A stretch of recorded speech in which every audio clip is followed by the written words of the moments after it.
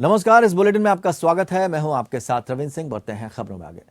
Uttarakhand CM Pushkar Singh Dhami ने केंद्र वित्त पोषित योजना ए हेल्प की शुरुआत की है। योजना को लेकर आयोजित कार्यक्रम में सीएम ने 24 पशु सखियों को ई हेल्प किट देकर सम्मानित भी किया है। इस योजना के अंतर्गत पशु सखियों को प्रशिक्षण दिया जाएगा। सीएम ने बताया कि इससे पशुपालकों को उत्पादन के क्षेत्र में लाभ मिलेगा। सीएम ने अवैध धार्मिक स्थलों पर की जा रही कार्रवाई को लेकर किए गए कांग्रेस के बयान पर पलटवार करते हुए कहा कि हम कुछ भी कांग्रेस को देखकर नहीं करते हैं, हम राज्य के हित को देखकर काम करते हैं।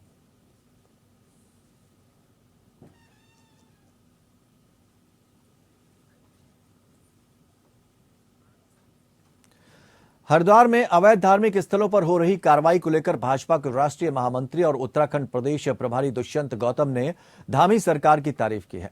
दुष्यंत गौतम ने कहा कि राज्य में मुख्यमंत्री पुष्कर सिंह धामी ने जिस तरह से अवैध धार्मिक स्थलों को लेकर कार्रवाई का संकल्प जताया है, वो निस्संदेह बेहतर और देवभूमि के लिए जरूरी भी है।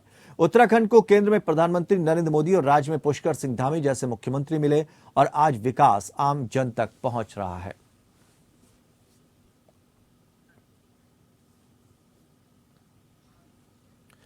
केंद्र सरकार द्वारा उत्तराखंड के सीमांत गांव को निखारने के लिए प्रयास लगातार जारी हैं। इसके लिए कई कदम उठाए जा रहे हैं। आने वाले दिनों में चीन और नेपाल की सीमा से सटे उत्तराखंड के गांव की न केवल तस्वीर बदलेगी, बल्कि वहां से पलायन पर भी अंकुश लग सकेगा।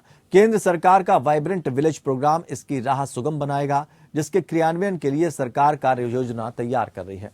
इसके तहत कई विकास कार्य कराए जाएंगे, जिससे वहां के लोगों को काफी फायदा होगा। इसमें सीमांत गांव में पानी, बिजली, सड़क, शिक्षा, स्वास्थ्य, संचार जैसी मूलभूत सुविधाओं के विस्तार और आजीविका विकास पर मुख्य रूप से जोर दिया गया है। राज्य की 675 किलोमीटर सीमा चीन और नेपाल से सटी है। इसके अलावा अंतर्राष्ट्रीय सीमा से लगे जिलों के गांव पलायन का दंश भी झेल रहे हैं। बड़ी संख्या में लोग यहां से रोजगार की तलाश में दूसरे शहरों की तरफ जाते हैं। सरकार के इन कदमों से रोजगार के अवसर भी प्राप्त होंगे। हालांकि सीमांत गांव के लिए केंद्र और राज्य सरकार की ओर से सीमांत क्षेत्र विकास कार्यक्रम चल रहे हैं, लेकिन नई योजना से अब इसमें तेजी आएगी। उत्तराखंड के सीमांत गांव में अब तक 51 गांवों का चिन्हीकरण किया गया है।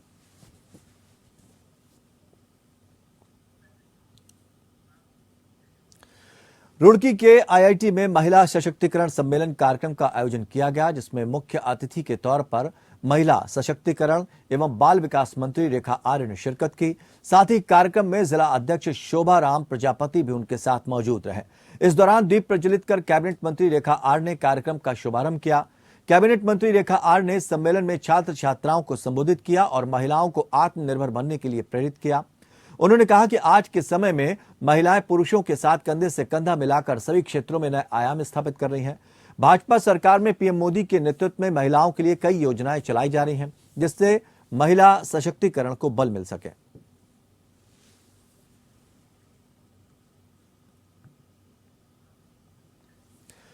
कांग्रेस कार्यकर्ताओं द्वारा कांग्रेस कार्यालय से नगर निगम देहरादून तक पैदल मार्च निकालकर निगम के घेराव का काम किया।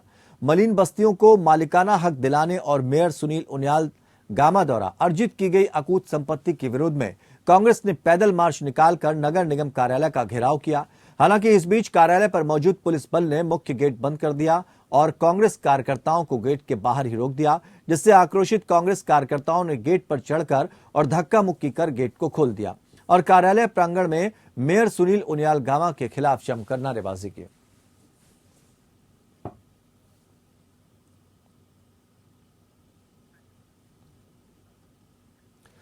भारतीय किसान यूनियन वेलफेयर फाउंडेशन ने केंद्र सरकार पर वादा खिलाफी का आरोप लगाया है। किसानों ने कहा कि सरकार ने चुनाव में जो वादे किए थे उनको पूरा नहीं किया गया है।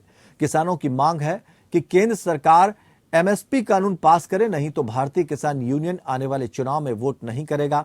साथ ही किसानों ने सरकार से मांग की है कि हरिद्वार में पॉलीथीन पूर्ण रूप से प्रतिबंधित होनी चाहिए।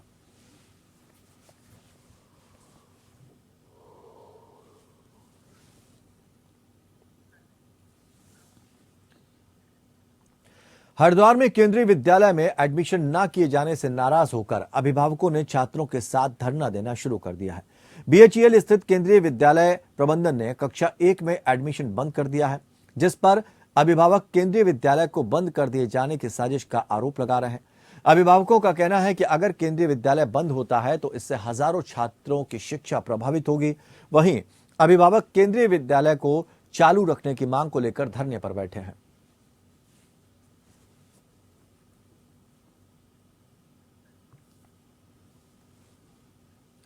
भारतीय जनता पार्टी के युवा मोर्चा पौड़ी की ओर से रामलीला मैदान में स्वास्थ्य शिविर का आयोजन किया गया। शिविर में स्कूली बच्चों के साथ बुजुर्गों का स्वास्थ्य प्रशिक्षण किया गया। वहीं भाजपा युवा मोर्चा के जिला अध्यक्ष मयूर भट्ट ने बताया कि सेवा सप्ताह के अंतर्गत सभी जिला मुख्यालयों में स्वास्थ्य शिविर का आयोजन किया जा रहा है, जिसमें विभिन्न रोगों की निःशुल्क जांच की जा रही है। इसके साथ ही इस दौरान दवा का वितरण भी किया जा रहा है। उन्होंने विशेष तौर पर स्वास्थ्य मंत्री डॉक्टर धन सिंह रावत का इस पहल के लिए आभार जताया। वहीं शिविर में पहुंचे डॉक्टर निशान ने बताया कि आज शिविर में 150 मरीजों का अभी तक निःशुल्क स्वास्थ्य परीक्षण किया जा चुका है। अभी तक हमने लगभग 150 मरीजों का हमने स्वास्थ्य जांच की है। ज़्यादातर मरीज हमें यहाँ पे मतलब नेत्र रोग के मिले हैं और क्या बोलते हैं जनरल मेडिसिन के भी मरीज हमने देखे हैं। जिला प्रशासन का बहुत सहयोग मिला है हमें यहाँ पे और लोग काफ़ी खुश हैं शिविर के अंतर्गत। और सेवा जो कार्य हम यहाँ पे कर रहे हैं इसके अंतर्गत इस कैंप का आयोजन किया गया है। पहले तो विशेष धन्यवाद करना चाहूँगा पेनेंसिया हॉस्पिटल के एमडी हमारे बड़े भाई जी का, जो इतनी दूर से यहाँ पे हमारे बीच पहुंचे। साथ में इस कार्यक्रम के जो संयोजक है नवीन जी का भी हार्दिक धन्यवाद कि ऐसा कार्यक्रम उन्होंने अरेंज किया। और इससे करीबन 150 से 200 छात्रों के बीच में आज हम मेडिकल चेकअप उनका करवा रहे हैं। उसके साथ साथ जो हमारा नगर है और इसके भी जो बड़े बुजुर्ग हैं उनका भी चेकअप यहाँ पे हो रहा है, खासकर महिलाओं का भी, माताओं बहनों का भी चेकअप हो रहा है। नगर पालिका सभागार में आयोजित सीजन की पहली बैठक में विभागीय अधिकारियों में आपसी तालमेल की कमी साफ नजर आई। मौके पर उप जिलाधिकारी नंदन कुमार ने अधिकारियों को तालमेल बनाकर काम करने की बात कही। वहीं नगर पालिका अध्यक्ष अनुज गुप्ता ने शहर की सड़कों की दुर्दशा पर नाराजगी जाहिर करते हुए सीजन से पूर्व सड़कों की दशा सुधारने की बात कही, तो पेयजल निगम और लोक निर्माण विभाग के अधिकारी एक दूसरे पर आरोप लगाते नजर आए। सामंजस्य है। अभी देखिए, अभी लोअर मॉल में काम हुआ है तो यूपीसीएल और पीडब्ल्यूडी के कोऑर्डिनेशन में काम चल रहा है। अभी तक की जो कार्यवाही हुई है उसमें हमारा जो ब्लैक टॉप है वो लाइब्रेरी की तरफ हम बढ़ रहे हैं। अभी तिब्बत मार्केट का हो गया है, अपर मॉल भी हो गया है। तो अभी जो हमारा एक्सकेवेशन खुदाई का जो काम है वो जो रिमेनिंग वर्क है वो टिल पिक्चर पैलेस बचा हुआ है लोअर मॉल में, तो अभी वही कर रहे हैं। डेडलाइन के अकॉर्डिंग काम कर रहे हैं, जो भी टाइमलाइन है, और इसकी मॉनिटरिंग भी चल रही है और कोऑर्डिनेशन भी फैसिलिटेट किया जा रहा है। से पूर्व यहाँ पर एक बैठक का आयोजन किया गया जिसमें एसडीएम भी साथ में थे और सारे विभाग, संबंधित विभागों को यहाँ बुलाया गया था। और मुख्य तौर पे जो शहर में सड़कों की दुर्दशा ठेकेदारों द्वारा की गई है उस पर बहुत विचार हुआ और उन्होंने एक अल्टीमेटम दिया गया है कि आप एक हफ्ते के अंदर माल रोड दुरुस्त करेंगे और साथ ही जितने भी बिल्डिंग मटेरियल्स आउटर साइड में रोड्स में पड़ा है इन सबको साफ करेंगे। इसके अलावा जो मोतीलाल नेहरू रोड है उसकी स्थिति बहुत ख़राब है। आपको मालूम है 3 महीने पहले इन्होंने खोदा था, कसमंडा रोड खोदी थी 3 महीने पहले, और अभी भी उसकी स्थिति बहुत ज़्यादा ख़राब है। पेयजल निगम काम करने को तैयार नहीं है। इनके अधिकारियों को फटकार लगाई गई है और स्ट्रिक्ट तौर पर इनको निर्देशित कर दिया गया कि 1 हफ्ते के अंदर सारी भी जितनी भी ये सड़कें हैं इनको दुरुस्त करें। कुमाऊं के पहाड़ी जनपद बागेश्वर के कपकोट क्षेत्र में पहली बार पैराग्लाइडिंग की राष्ट्रीय स्तरीय ओपन प्रतियोगिता का आयोजन किया जा रहा है। प्रतियोगिता में प्रतिभाग करने के लिए देश के 8 राज्यों के 31 पायलट बागेश्वर पहुंचे हुए हैं। प्रतियोगिता की पूर्व संध्या में जिलाधिकारी बागेश्वर ने सभी प्रतिभागियों के साथ संवाद किया। जिलाधिकारी बागेश्वर अनुराधा पाल का कहना है कि प्रतियोगिता के सफल संचालन के लिए प्रशासन ने पूरी तैयारी कर ली है। प्रशासनिक व्यवस्था पूरी तरह से दुरुस्त है। हमारी पूरी टीम लगी हुई है, मेडिकल की पूरी टीम, हमारी सुविधा दी हुई है हमने। और आप देख ही रहे हैं तो हमने एक अभी ब्रेकिंग सेशन भी रखा है, एक हमने इंटरेक्शन भी पायलट्स के साथ रखा है, उनको थोड़ा बता भी दिया है कि क्या क्या ध्यान रखना है।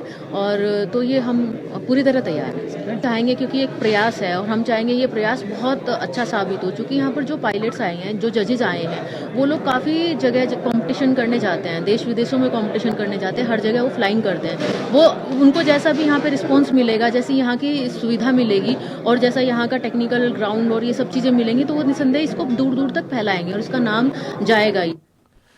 रामनगर में मंगलवार की देर रात नेशनल हाईवे 309 पीरूमदारा क्षेत्र में अज्ञात वाहन की चपेट में आकर एक बाइक सवार युवक की दर्दनाक मौत हो गई। घटना के बाद मृतक के परिवार में कोहराम मच गया। घटना के संबंध में जानकारी देते हुए कोतवाली एसएसआई अनीस अहमद ने बताया कि मंगलवार की रात 21 वर्षीय युवक बाइक से जा रहा था। इसी बीच रास्ते में अज्ञात वाहन ने बाइक में टक्कर मार दी, जिसमें गौरव नाम के युवक की दर्दनाक मौत हो गई। मृतक के शव का पोस्टमार्टम कराने के साथ ही अज्ञात वाहन की तलाश की जा रही है और परिजनों की तहरीर मिलने पर वैधानिक कार्रवाई की जाएगी।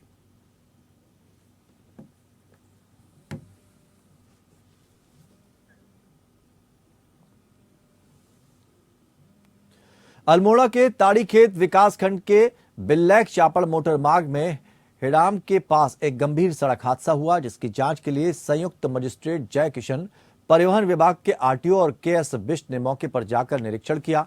आपको बता दें कि 6 अप्रैल को बिल्लैक से चापड़ होते हुए भुजान मोटर मार्ग में हिडाम के पास एक गंभीर सड़क हादसा हो गया, जिसमें चालक की मौत हो गई थी और एक व्यक्ति गंभीर रूप से घायल हो गया था, जिसके जिलाधिकारी ने जांच के आदेश दिए थे। संयुक्त मजिस्ट्रेट जयकिशन ने बताया कि सड़क सुरक्षा नियमों के अंतर्गत सड़क की निर्धारित मानक के अनुसार चौड़ाई और पैराफीट के निर्माण आदि की जांच की जा रही है। ऐसे सड़क हादसे भविष्य में ना हो, इसके लिए जो भी कमियां दिखेंगी उन पर जल्द से जल्द कार्रवाई की जाएगी, जिसके लिए संबंधित अधिकारियों को निर्देश दिए गए हैं। एक्चुअली 6 अप्रैल को एक टैक्सी गाड़ी का एक्सीडेंट हुआ, जिसमें एक चालक की मौत हो गई और एक गंभीर रूप से घायल हुए। उस कॉन्टेक्स्ट में हम लोग आज साइट विजिट कर रहे हैं, जिसमें आरटीओ ऑफिस से आरटीओ साहब आए हुए हैं और हमारे पीडब्ल्यूडी के इंजीनियर साहब आए हुए हैं। हम इंस्पेक्ट ये कर रहे हैं कि क्या यहाँ की रोड की पैरामीटर्स के बारे में चेक करना चाहते हैं कि क्या यहाँ विड्थ मानक के अनुसार हैं, पैराफिट्स बने हुए हैं, और जितनी भी कमियां हैं उसको सड़क सुरक्षा के माध्यम से हम लोग चाहते हैं कि इसको तुरंत हटाया जाए, कमियों को दूर किया जाए, ताकि भविष्य में कोई भी ऐसे एक्सीडेंट्स ना हो।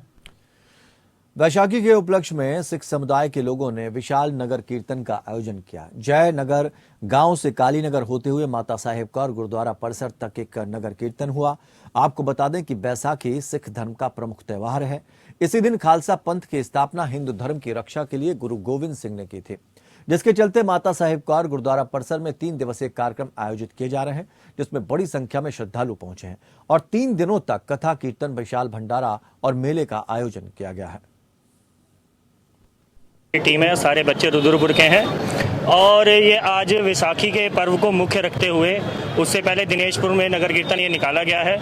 इस नगर कीर्तन के अंदर हमारी सेवा लगी है, जिसमें हमने ये गतके के अखाड़े के कर्तव्य दिखाए। ये एक सिख मार्शल आर्ट है, जैसे और भी आर्ट्स है, टाई कमांडो है, वैसे ही सिखों को एक मार्शल आर्ट गुरु साहिब की तरफ से मिली है, सिख मार्शल आर्ट। और ये कोई हैरत अंगेज कर्तव्य नहीं है, इस तरह प्रैक्टिस है और गुरु साहिब ने जो चीज़ें सिखाई हैं, जो पैतरे सिखाए हैं, उस पर पालन करते हुए चल रहे हैं, उसी के अकॉर्डिंग खेलते जा रहे हैं। और ये शक्ति अपने आप ऑटोमेटिकली ही बाबा दीप सिंह खुद ही अपने आप ही हमारे पे अपना पैरा रखते हैं और हम लोग खेलते हैं। बैसाखी का पर्व तो आप जानती हैं, बैसाखी का पर्व एक ऐतिहासिक, पूरी दुनिया का एक बैसाखी का मेला हर जगह बनाया जाता है। इसको धूमधाम से गचके का भी चल रहा है और ये जयनगर नंबर 5 से स्टार्ट हुआ है। अभी 1-2 घंटे में संपावन माता साहेब को गुरुद्वारा साहब में हो जाएगा। गरुड़ क्षेत्र के सिरकोट गांव के गौशाले में मादा गुलदार ने 3 शावकों को जन्म दिया है। गांव के बंजर पड़े गौशाले मादा गुलदार के लिए सुरक्षित प्रसव के ठिकाने बने हुए हैं। मादा गुलदार के तीनों शावकों को सिरकोट गांव में जन्म देने से ग्रामीणों में उत्सुकता बढ़ गई है। गुलदार के तीनों शावक सभी का मन मोह रहे हैं।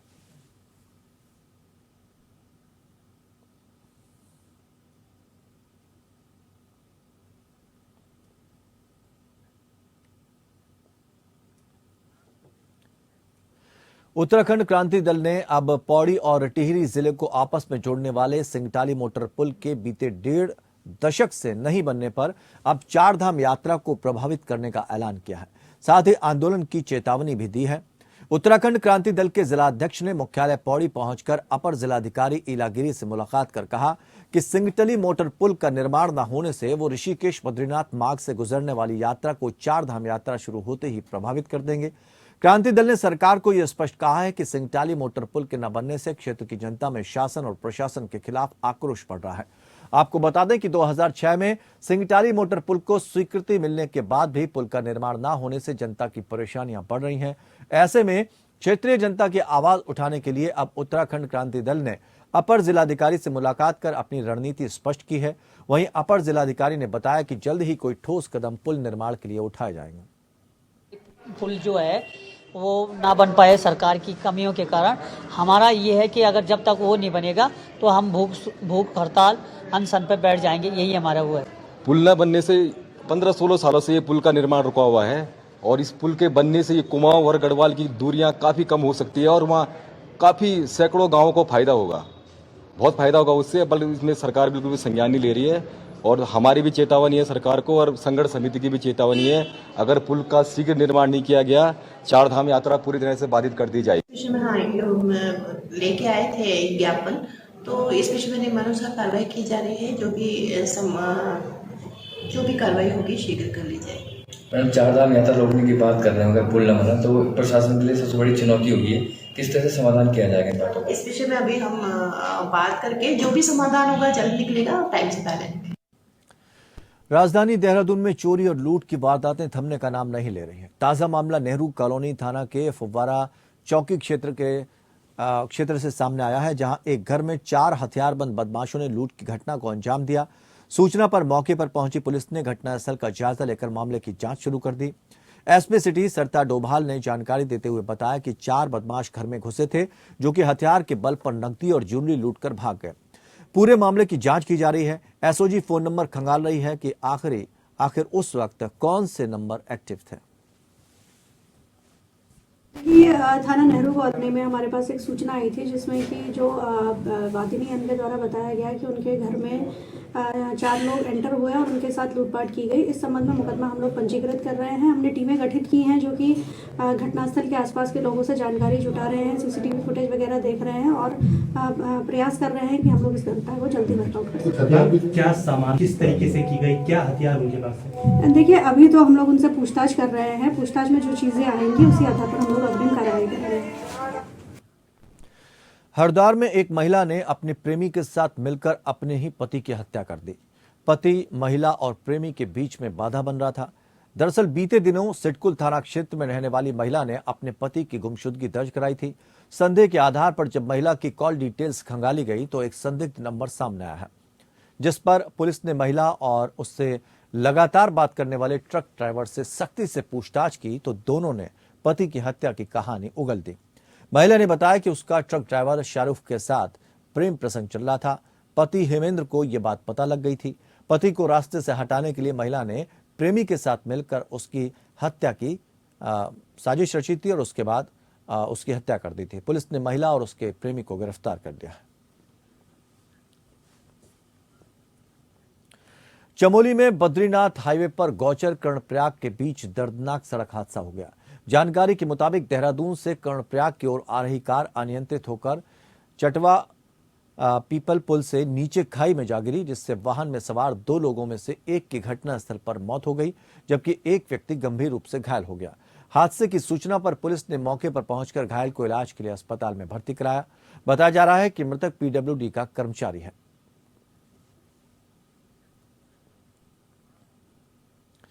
तो इस बुलेटिन में फिलहाल इतना ही, लेकिन खबरों का सफर लगातार जारी रहेगा। जुड़े रहिए हमारे साथ।